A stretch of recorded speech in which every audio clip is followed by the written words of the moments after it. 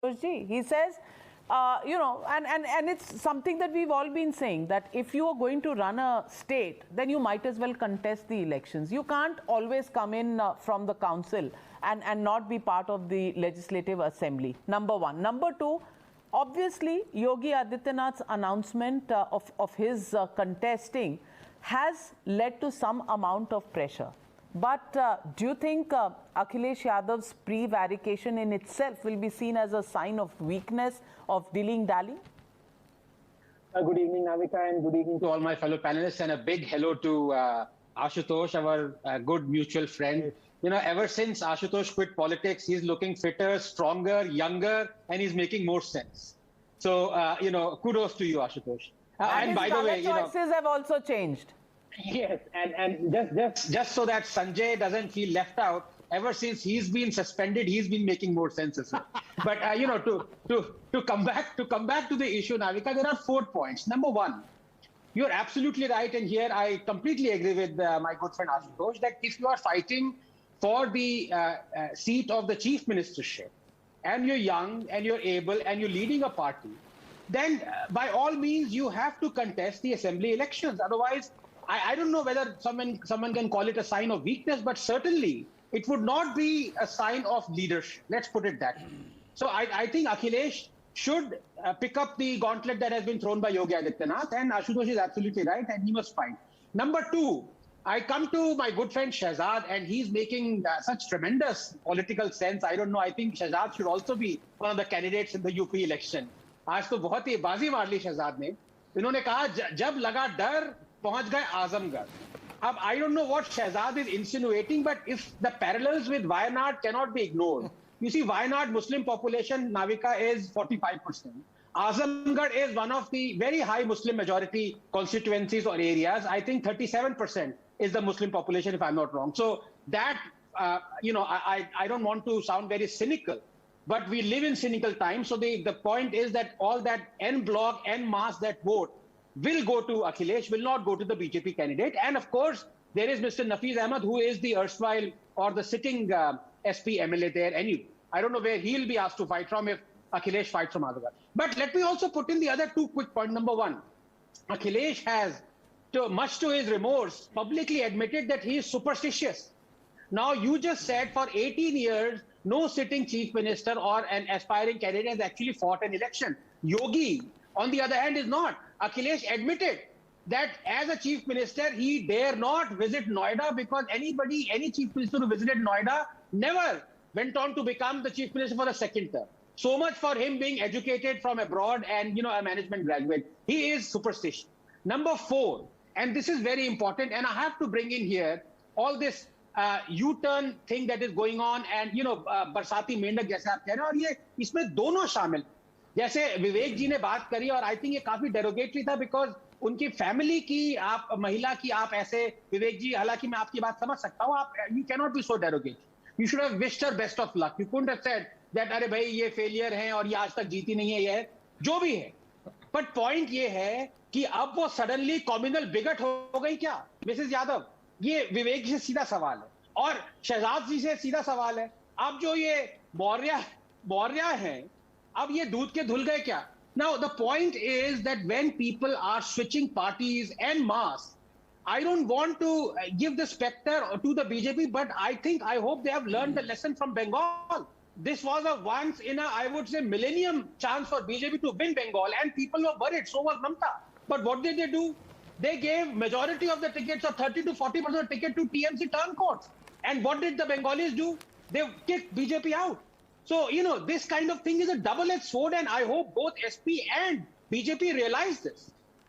Respond, Shahzad. आनंद रंगनाथन, बड़ी बड़ी बातें सब करते हैं चुनाव में, पर जो 100 सीट पे लड़ रहे हैं, जो सारी 100 की 100 भी जीत जाएं तो सरकार नहीं बना सकते, वो किसके साथ जाएंगे? Isn't that an important factor? Number 1. And number 2, of course, this whole thing about Akhilesh Yadav moving from won't contest to will contest from Mainpuri area. Is this, I want to ask again, compulsion or choice?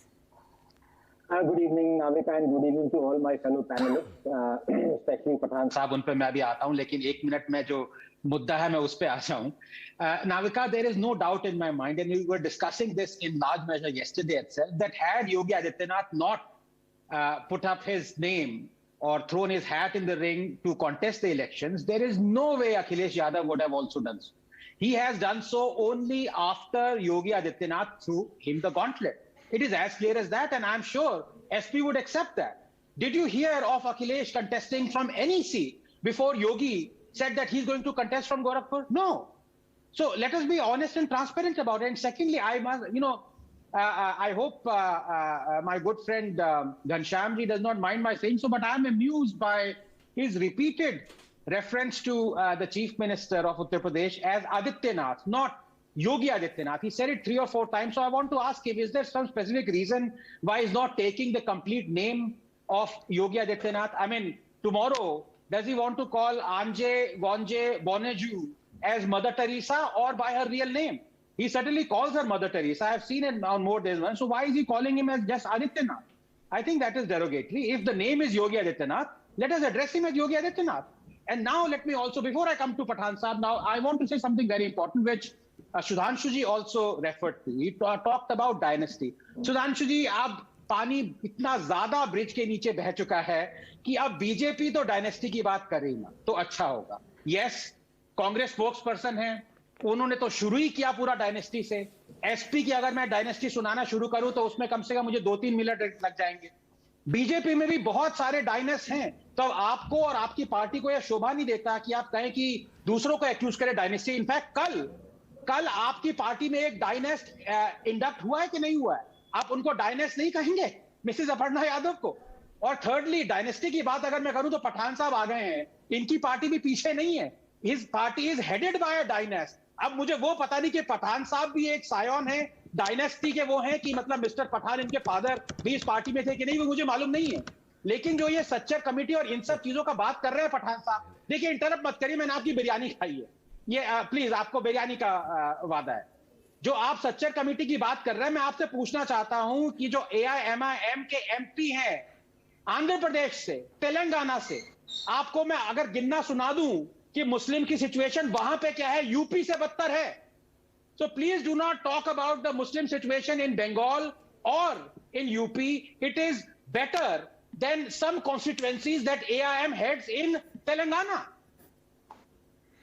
Well, I want to ask you, Dr. Sudhanshu Trivedi, to respond to the charge hypothetical and Dharam Sansad, which must be decried, which must be criticized, which must be completely damned. The question is, can there be 2 different yardsticks to measure 2 different communities? Number one, and number two, this secularism farce that is led by the Congress party. How does one deal with this? Because they actually blatantly go around calling themselves the kings of secularism in India, when actually they've shown how hypocritical that entire tag is. Yeah, good evening, Navika, and good evening to all my fellow panelists. I'm the last one here speaking, so I hope I won't be interrupted. Thanks very much. No, Navika, you're absolutely right. First of all, I'm shocked and disappointed that Congress has no qualms over allying with those who want Hindu genocide. There are 2 issues here, Navika, and let me delve into them one by one. They're very important. The first is double standards. Not only are they all pervasive amongst all political parties, it has to be said, they are the primary weapon in an outrage by the media, or most in the media, and the usual cabal and peddlers of fake narratives and selectivity. Take this case. For the last few weeks, they have been shouting from the rooftops about the Haridwar Dharam Sansad and how the sadhus there peddled hate against Muslims. I condemn it. Definitely I condemn it. It was hate speech. But not a whimper over the Muslim politicians calling for Hindu genocide or flexing their muscles in preparation for a battle with Hindus, deriding Hindus, calling for arming of Muslims, giving dire warnings. Nothing whatsoever.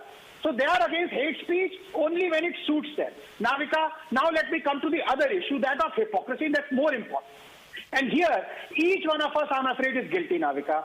Because what is and isn't hate speech is subjective and thus exploited by the state.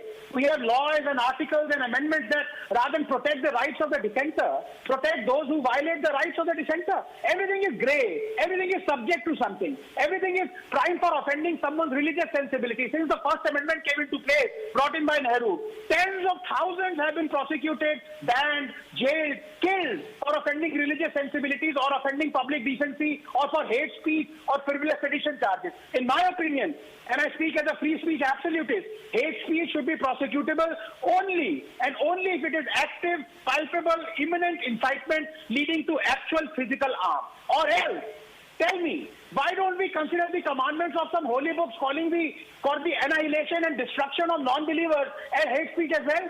Indeed, those who disbelieve in our verses, we will drive them into a fire. 456. Does the government or any of the panelists here have the guts to call this hate speech? What about Periyar, the man worshipped by DMK and leftists? He said, quote, if you see a Brahmin and a snake on the road, kill the Brahmin, unquote. Isn't this hate speech? But Periyar is eulogized by millions. Navika, just 10 seconds, I beg of you. Those who deny the Quran, their necks will be shackled and they will be dragged in boiling water and in fire till 40-70. My question, Anand Ranganathan, is on the hypocrisy of the Congress party, which gives everybody lessons on secularism, but then sits with these kind of hate mongers in Bengal, in Uttar Pradesh, and still want to, continue to, possess their moral high ground. How does that work?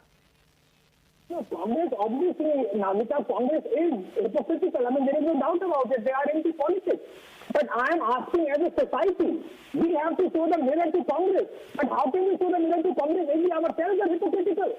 If we ourselves do not believe that, these scriptures, they are peddling hate, I ask point blank to some of my panelists, what I quoted the verses, do they consider that as hate speech or not? Respond, Nupur Sharma. Well, I